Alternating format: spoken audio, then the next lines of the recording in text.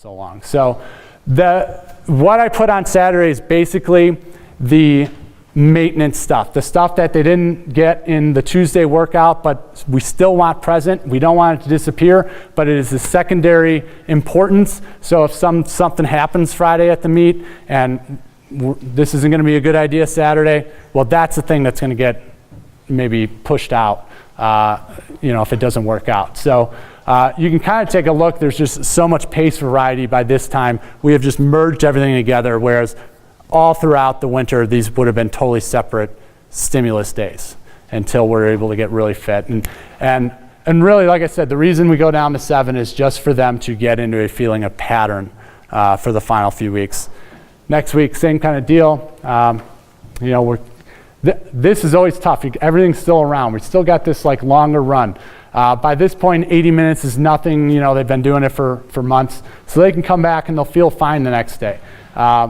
We're still doing all these max sprints, right?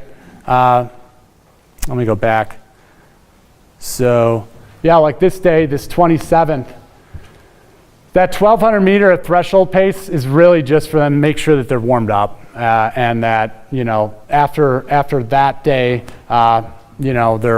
they got some fresh oxygen, they're ready to sprint. And I can see in the threshold if we've got a mechanical problem from the day before.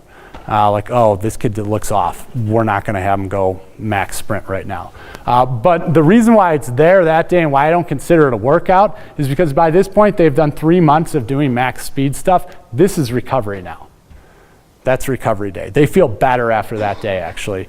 And really, think about a distance runner doing that, like a couple 40 meters, that was pretty freaking easy day.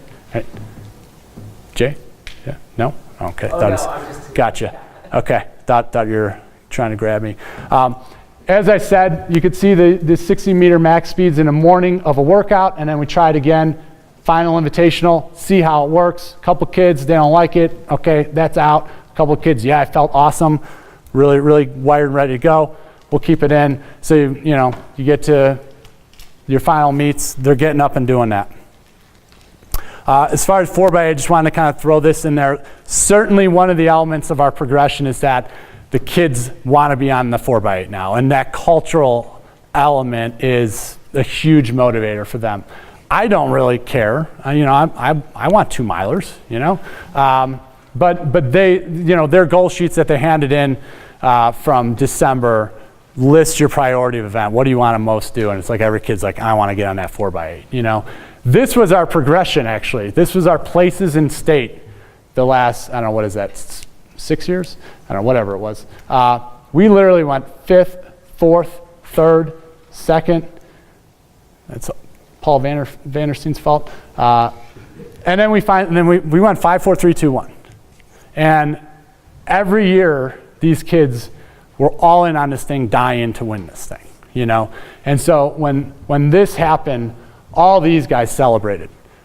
Every one of our anchor legs from these relays was in the stands at state for that. It was like a huge deal. And we just have a phrase, you leave your team in a better position than you got it. That's what you do. You do it, obviously it's a giant metaphor, right? But that's what you should do in the 4x8, right? You got to leave your team in a better position. You got it, and there's a lot of power in that, I think.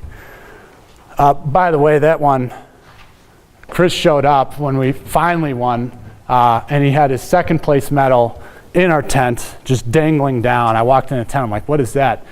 He's like, "That is to make me pissed off today."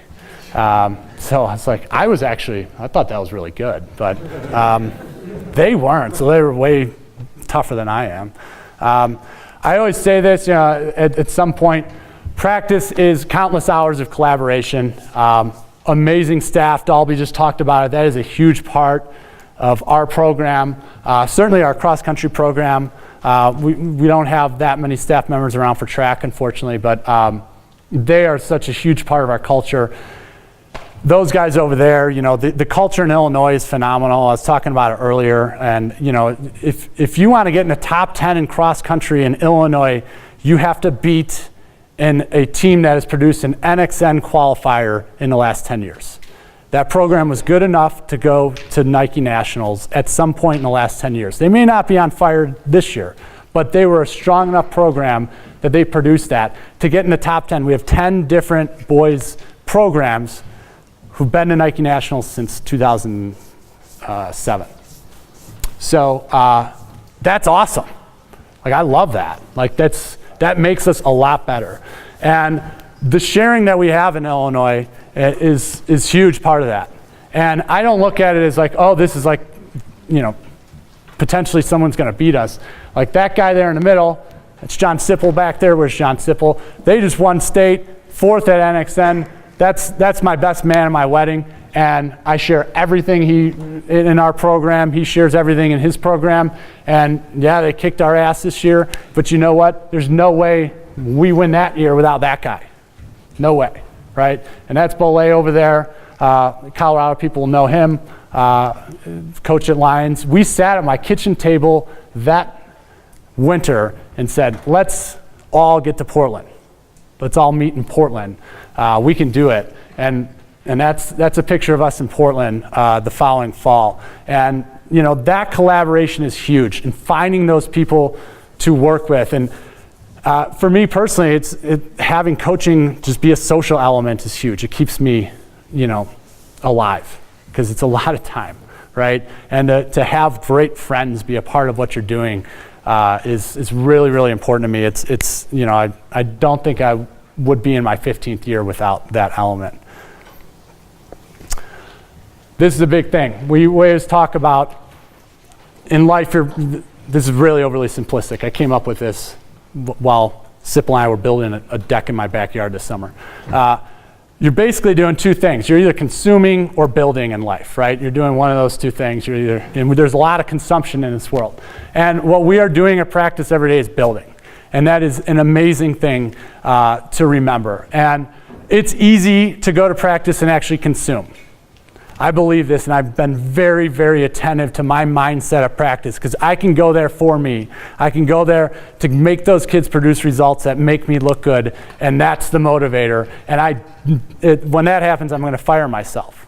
I really kind of keep that in check. Like, we're there to build these human beings. We're not there to use them and consume them. And so this is a line that is a part of our program that I've been saying for 15 years. Came up with it our first year. And this is true. All of our trophies have a lot of dust on them right now. Trophies gather dust. Decency and caring for others grows richer with time. That's what we got to focus on. That's what we got to build. And then stuff grows. Then stuff grows. Then that stuff happens. You know, those fast 4x8 times, really cool. But it's not the awesome workouts that I just showed you. You know, it is growing from day one, the environment they're in, and that's why I remind myself of every day. So anyway, I think that's about it.